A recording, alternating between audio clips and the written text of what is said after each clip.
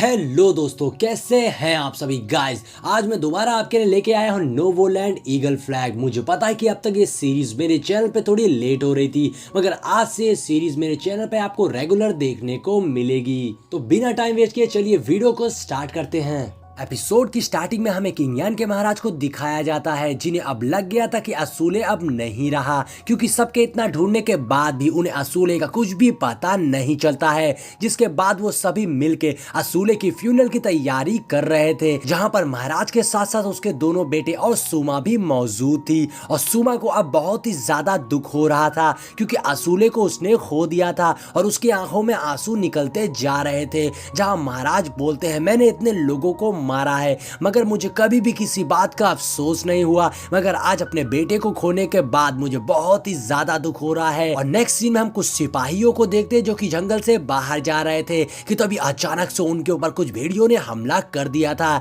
जिससे बचने के लिए वो सभी उन भेड़ियों से अपने तीर कमान से मुकाबला करने लगे थे। जिसके बाद दूसरी ओर महाराजा असूले को श्रद्धांजलि देते हुए कहते हैं, हे ऊपर वाले, मेरे बेटे की आत्मा को शांति देना। और यहाँ पर सुमा ये देखकर बहुत ज्यादा दुखी हो गई थी, क्योंकि वो अब अपनी जिंदगी में अकेली हो गई थी, अब उसका अपना कोई भी नहीं रह गया था। और इन सब के बाद हम असूले को देखते हैं, जो कि एक छोटी सी जगह से निकलने की कोशिश कर रहा था, और ये बहुत ही ज्यादा मुश्किल काम था, मगर वो अपनों को याद करते हुए किसी तरह से वहां से बाहर निकल के आ जाता है। जिसके बाद असूले को सुमा की याद आती है कि जल्द से जल्द उसे सुमा के पास जाना होगा। जिसके बाद हम उन सभी सिपाहियों को देखते हैं, जिसके ऊपर भेड़ियों के एक बहुत ही बड़े झुंड ने हमला कर दिया था।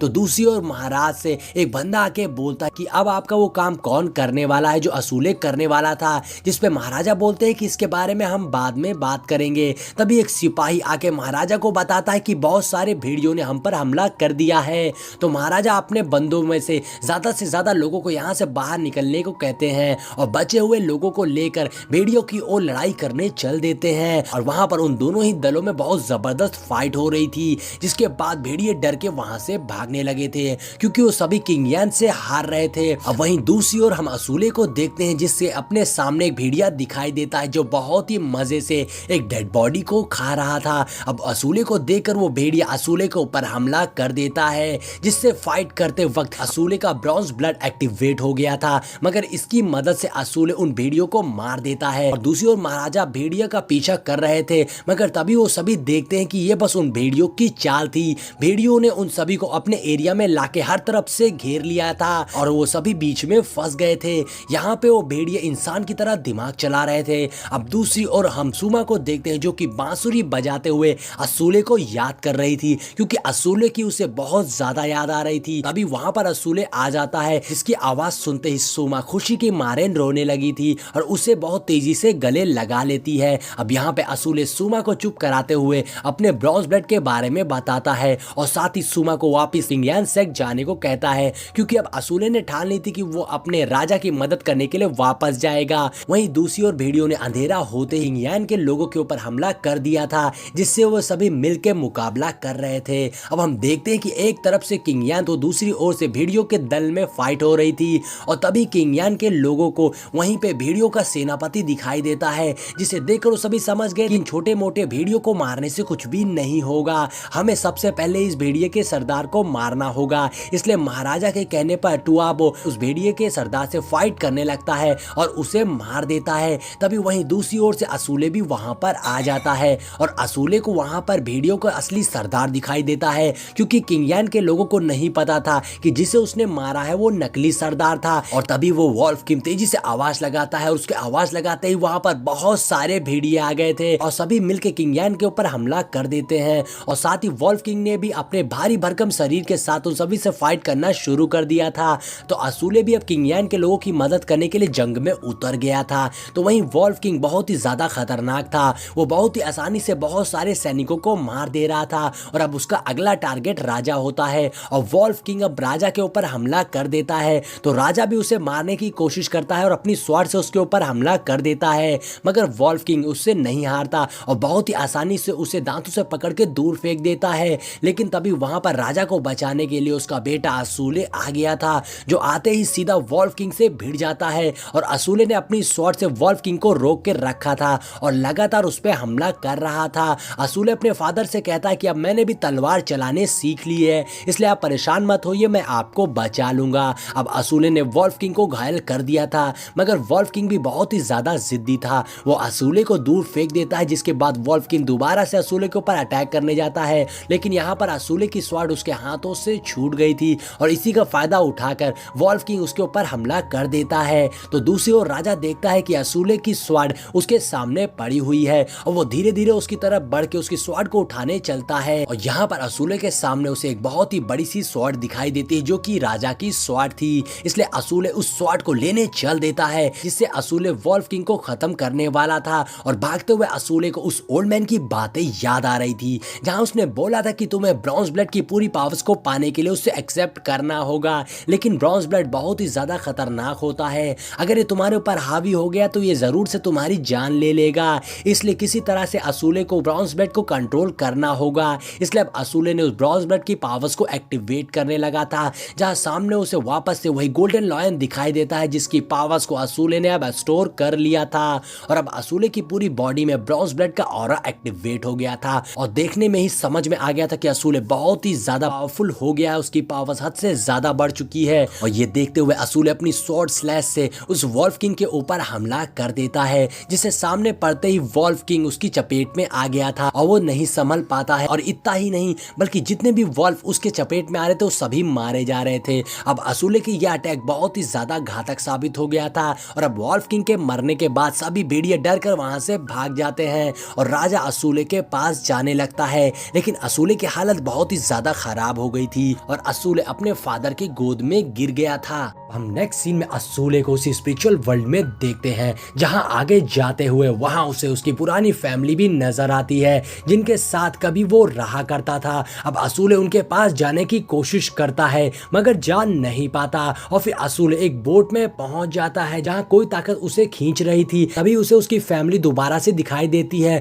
जो असूले से कह रही थी कि बेटा हमें तुम पर भरोसा है, तुम जरूर वापस लौट कर आओगे। अब नेक्स्ट सीन में हम किंग यान का सीन देखते हैं, जहां राजा असूले की बॉडी ले आया था और वो अपने एक बंदे की मदद से असूले को जिंदा करने की कोशिश कर रहा था, जिससे वो एक सिपाही की सोल को असूले की सोल से बदल देगा। दरअसल तुआबो के फ्रेंड सोल ट्रांसफॉर्मेशन टेक्निक से असूले को जिंदा करने की कोशिश कर रहा था, क्योंकि उसने ऐसी टेक्निक में महारत हासिल कर रखी थी। अब वो बंदा उस प्रोसेस को शुरू कर देता है, जिससे वो असूले और सिपाही के सोल को बाहर निकालकर दोनों ही सोल को प्यूरिफाई करके बदल देता है, जिससे असूले तो कुछ टाइम में जिंदा हो जाएगा लेकिन वो सिपाही मर जाएगा। जिसके बाद वो लोग उस सिपाही का शुक्रिया कहते हैं, क्योंकि उसने असूले को बचाने के लिए अपनी जान दे दी थी। अब नेक्स्ट सीन में हम असूले को उसके स्पिरिचुअल वर्ल्ड में देखते हैं, जहां उसे सुमा नजर आती है जो बांसुरी बजा रही थी और असूले उसके पीछे जाने लगता है, जहां एक पोर्टल ओपन होता है और असूले भी सुमा के साथ उस पोर्टल में चला जाता है।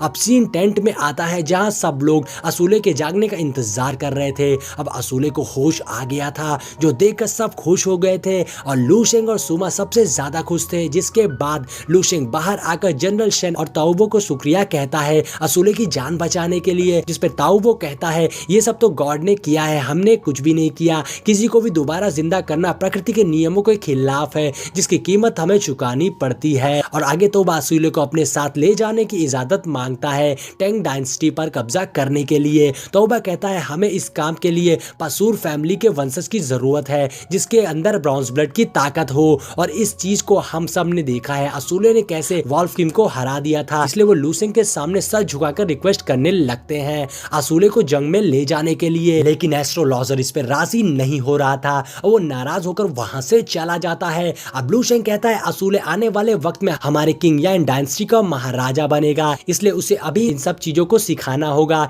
जिसके बाद लू शेंग असूले को इस बारे में बात करने जाता है, जहां असूले को पहले से ही सब मालूम था कि लू शेंग असूले को राजदूत बनाना चाहता है टेंग डायनेस्टी का और टेंग डायनेस्टी भेजना चाहता है, जिस पर असूले राजी हो गया था। लेकिन लू शेंग असूले को दोबारा इस बारे में सोचने को कहता है, क्योंकि ये कोई छोटा मोटा काम नहीं था, इसमें कई साल लग सकते थे। जो सुनकर सुमा दुखी हो गई थी, क्योंकि उसे इतने दिनों तक असूले से दूर रहना पड़ेगा। और अब लू शेंग के पास असूले के साथ 4 दिन थे, तो लू शेंग असूले को उसी ओल्ड मैन वाली केव में ले जाता है, जहाँ ओल्ड मैन असूले को देखकर उस पर गुस्सा करने लगता है कि वो उस नरक जैसी केव में दोबारा लौटकर क्यों आया। ओल्ड मैन उसे वहां से जाने को कहता है। तभी ओल्ड मैन लू शेंग को देखता है, जिससे पहले तो उसे गुस्सा आ रही थी, और फिर ओल्ड मैन लू शेंग को कहता है, मेरे बेटे तुम कितने दयालु हो जो तुम अपने फादर से मिलने आए हो। अब ये सुनकर असूले शॉक हो गया था कि असल में वो ओल्ड मैन लू शेंग का फादर यानी कि ओल्ड मैन असूले का रियल ग्रैंड फादर है,